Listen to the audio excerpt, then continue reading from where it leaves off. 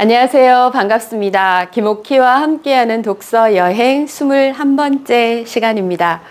혹시 이 장면만 보고서도 어떤 곳인지 짐작이 가시나요? 아프리카? 네, 맞습니다. 아프리카 탄자니아의 세렝게티 국립공원의 모습입니다. 오늘 여러분들과 함께 읽을 책의 배경이 아프리카입니다. 고귀한 마음을 갖고 싶은 어른을 위한 책 야쿠바와 사자 시작하겠습니다.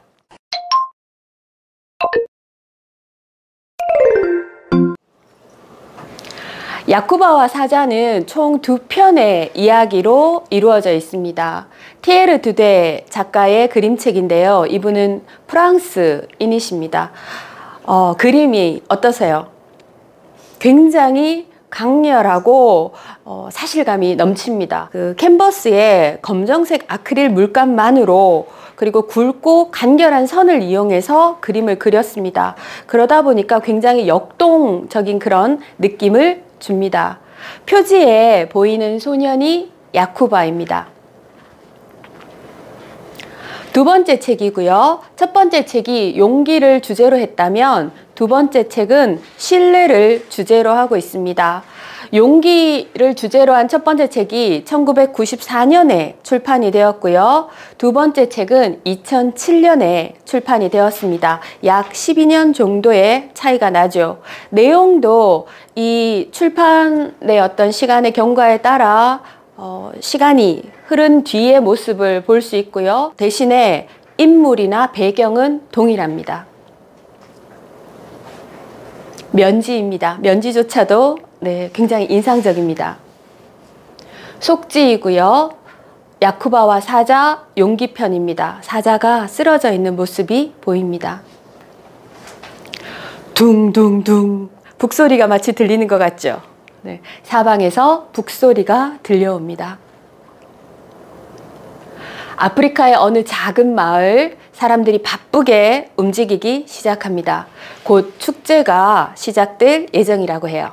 모두가 얼굴에 칠을 하고 몸을 치장하며 성스러운 날을 준비합니다.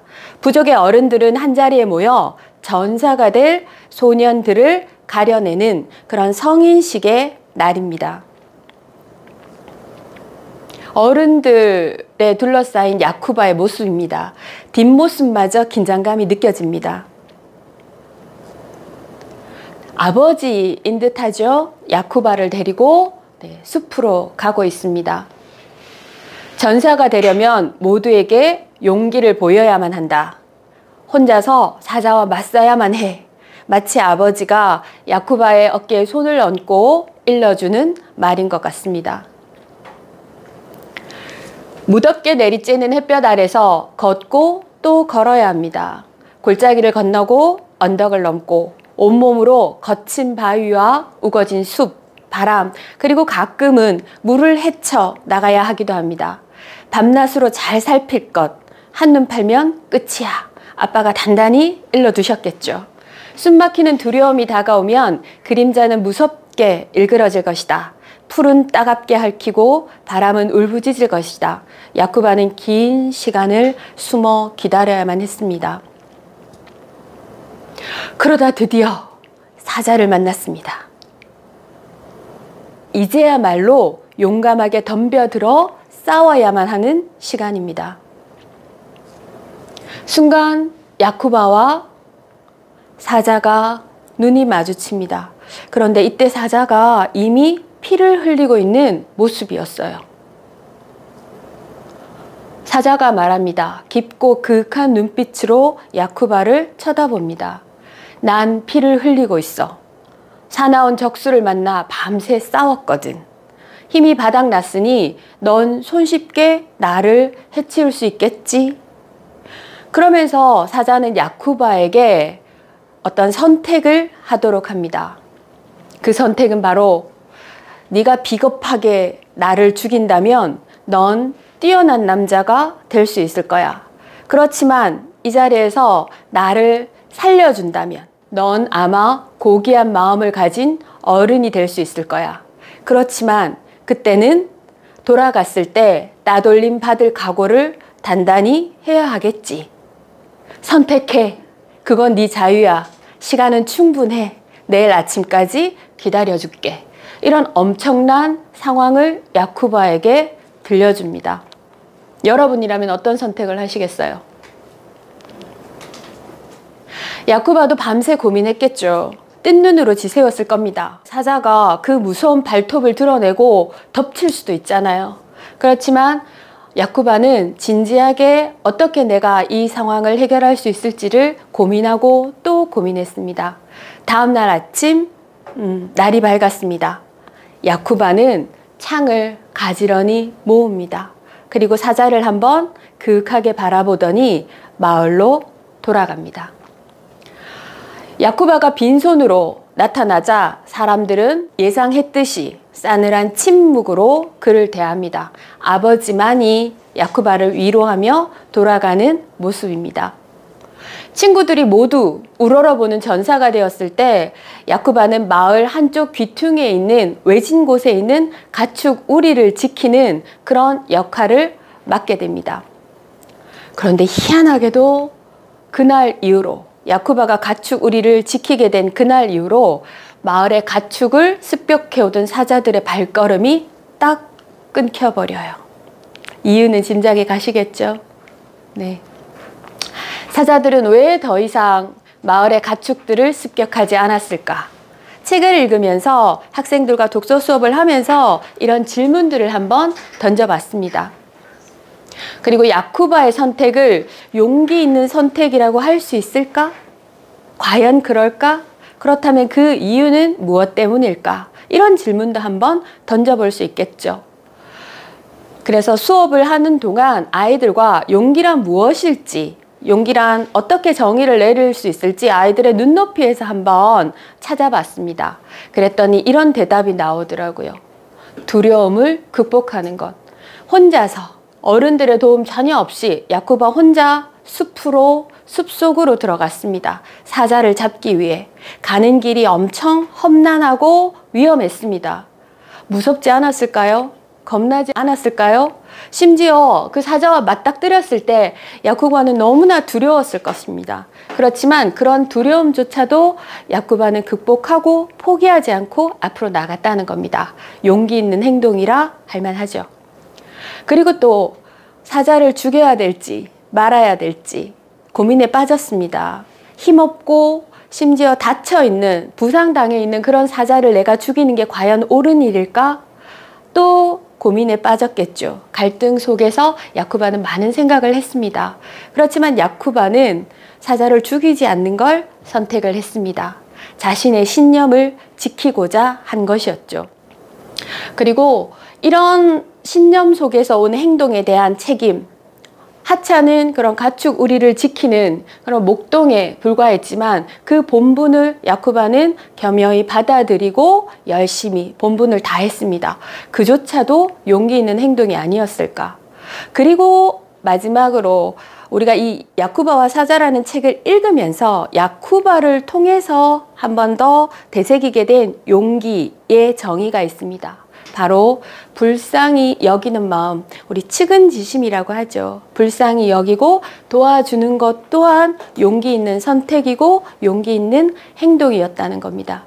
이런 용감한 용기 있는 시간들이 모여서 그 사람을 이루게 되는 겁니다. 그렇다면 과연 우리들은 용기 있는 선택을 한 적이 있을까요?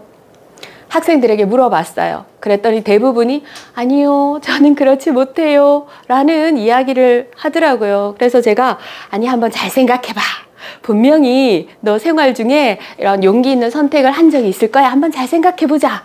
그랬더니 이제 한 친구가 선생님 저 매주 축구를 하러 가는데 수비수인데 지난주에 안 그래도 애들이 여러 명이 막 자기를 향해서 공을 막 몰고 오더라는 거예요. 순간 겁이 더럭 나더랍니다. 공의 속도가 그리고 아이들의 움직임이 굉장히 빨랐다고 하더라고요. 그런데 두 눈 질끔 감고 공을 뻥 차버렸대요. 그런데 이제 그 공이 마침 이제 자기 측 선수가 잘 받아서 패스해서 정말 골인까지 연결이 돼서 그 순간 너무 행복했다 하더라고요. 이것도 선생님 용기 있는 행동이에요? 어때요? 맞아. 정말 용기 있는 행동을 했네. 잘했어.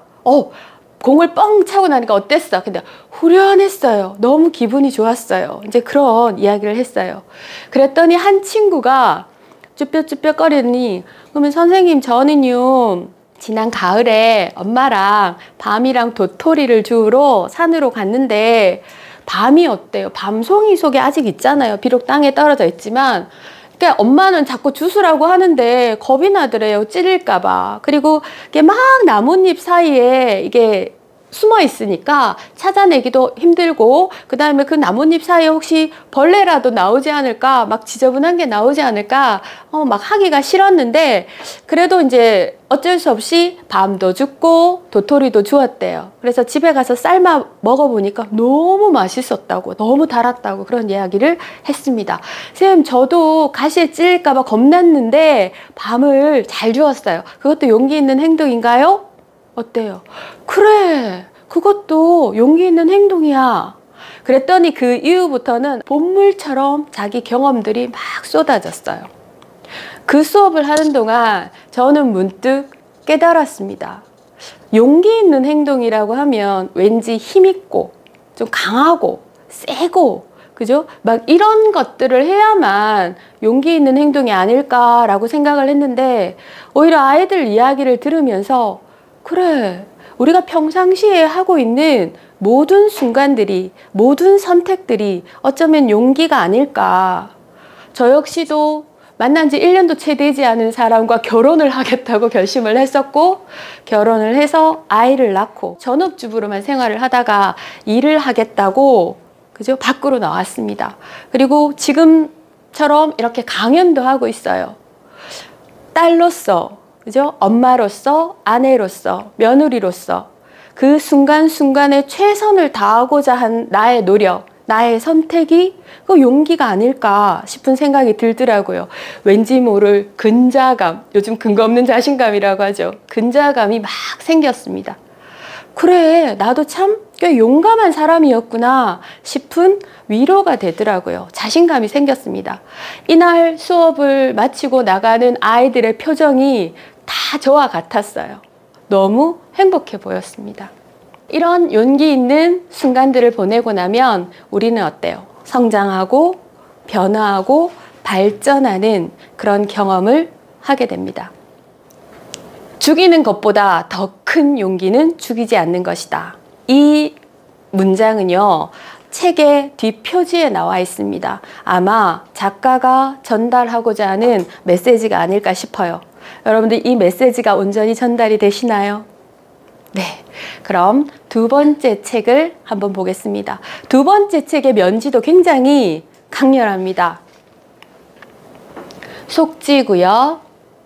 신뢰를 주제로 하고 있기 때문에 그 키워드를 생각을 하면서 같이 한번 읽어보면 좋겠습니다.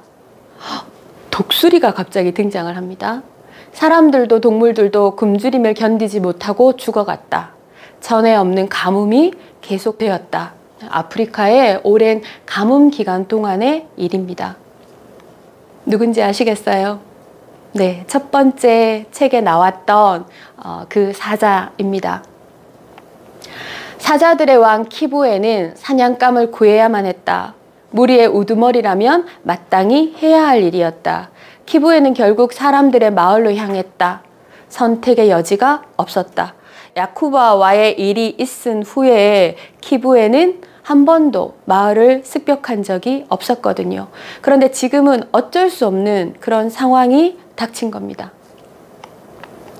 울타리 앞에 다다른 키부에는 단박에 남자를 알아보았다. 야쿠바죠. 야쿠바 역시도 키부에를 한눈에 알아봅니다. 그렇지만 이 상황에서 이 사자 무리를 거느리고 온 키부에를 반갑게 맞이할 수만은 없습니다. 손의 표현이 어떻습니까? 안 돼! 단호한 몸짓을 취합니다.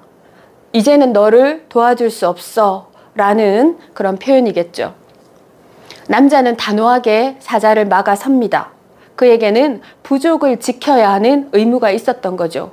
목숨을 걸고서라도 이번에는 사자와 맞서야만 했습니다.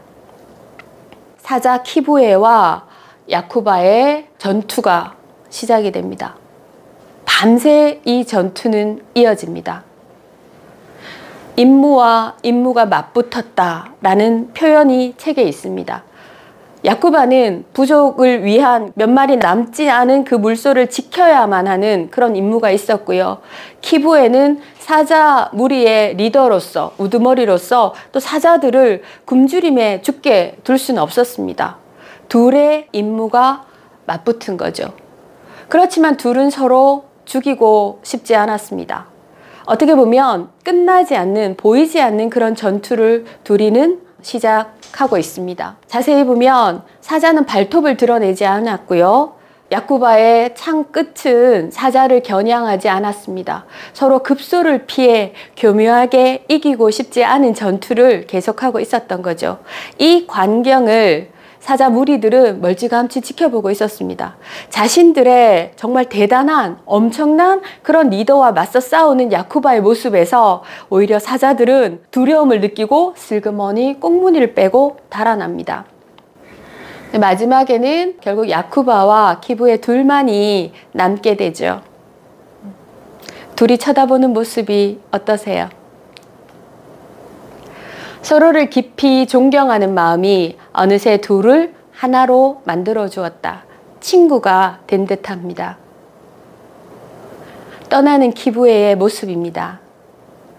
닷새 뒤 저녁 키부에는 자신의 은신처 가까이에서 물소 반마리를 발견했다. 누가 갖다 놓았을까요? 그래도 키부에가 걱정된 야쿠바가 갖다 놓은 게 아닐까 싶습니다. 하지만 키부의 자존심은 고깃덩어리에 흔들리지 않았다. 그는 또 한 번 떠날 결심을 했다. 털끝이라도 짐이 되고 싶지 않았던 것이다. 그 남자 야쿠바에게는 짐이 되고 싶지 않았던 키부에는 떠날 결심을 하게 된 겁니다. 오랜 시간이 지났음에도 단번에 알아보는 야쿠바와 키부에, 둘의 사이는 과연 어떤 관계일까요? 그리고 목숨을 내어줄 만큼 신뢰하는 사이란 또 무엇을 의미하는 걸까요? 힘든 상황에서도 짐이 되고 싶지 않은 마음, 자존심을 끝까지 지키고 싶은 마음, 그 마음의 의미 여러분들은 와닿으세요? 저는 이 책을 읽으면서 얼마 전 사건이 생각이 났습니다. 며칠 되지 않았죠. 월요일이었습니다. 대구 달성군의 한 저수지에서 중학생 친구가 물에 빠졌던 또래 친구들을 구하고 힘이 빠져 변을 당하는 그런 안타까운 일이 있었습니다. 이 이야기가 저는 특별히 가슴이 아팠던 이유가 그 당시에 저수지에서 함께 놀던 11명의 친구 중에서 제가 지금 수업을 하고 있는 친구가 거기 한 명 있었어요. 그리고 이 저수지조차도 저희 집에서 그리 멀지 않은 곳에 있습니다. 그 소식을 들었을 때 한 번도 보지 못한 친구의 이야기지만 가슴이 무너져 내리더라고요. 그래서 마침 이 책을 제가 여러분들과 함께 읽을 기회가 돼서 이 친구 이야기를 한번 해보고 싶어서 사진을 준비를 했는데 실제 신문 기사들에 나와 있는 사진들이 너무 사실적이었어요. 저수지의 모습을 그대로 보여주고 있어서 그 사진보다는 조금은 다르게 표현한 사진이 있어서 이 사진으로 여러분들과 함께 이야기를 나눠볼까 합니다. 영남일보 AI가 그린 그림이에요. 근데 실제 사고가 있었던 그 저수지는 사유지였기 때문에 여기 여러분들이 보시는 그 자료 화면에 구명 튜브라든지 이런 것들은 없었다고 해요. 그래서 아무런 그 안전보호 장치가 없는 곳에서 아이들이 그냥 저수지물이 꽁꽁 얼었는 줄만 알고 놀다가 이런 엄청난 큰일을 겪었던 겁니다. 그 친구가 기다려! 내가 구해줄게! 잠깐만! 하고 뛰어들어서 앞서서 한 3명, 4명 정도의 친구를 이미 구출을 했답니다.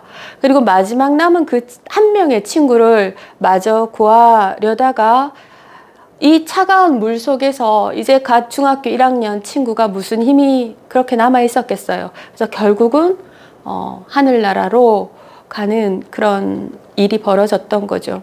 그 친구의 용감한 선택, 용기 있는 행동이 결국 다른 또래의 목숨을 많이 구해낸 게 아닌가 싶습니다. 남은 친구들이 지금 심리치료가 들어갔다고 해요. 그 친구들도 어렵고 힘든 시간들을 잘 견뎌내기를 바랍니다. 용기 있는 친구, 그리고 남은 친구들도 용기를 가지고 함께 이 시간들을 잘 이겨냈으면 하는 마음에서 한번 준비를 해봤습니다. 야쿠바와 사자, 용기편, 신뢰편 읽었고요. 그리고 정말 숭고한, 고귀한 중학생 친구의 사건을 여러분들한테 전해드리면서 문득 마크 트웨인의 이 말이 생각이 나더라고요. 용기는 두려움이 없는 것이 아니라 두려움에도 불구하고 행동할 수 있는 능력이다. 야쿠바와 사자를 읽으면서 저는 고귀한 어른이 되려면 어떻게 해야 할까 생각해 봤습니다. 고귀한 어른이 되고 싶다면 야쿠바와 사자가 보여준 용기와 신뢰를 가지시기 바랍니다. 고맙습니다.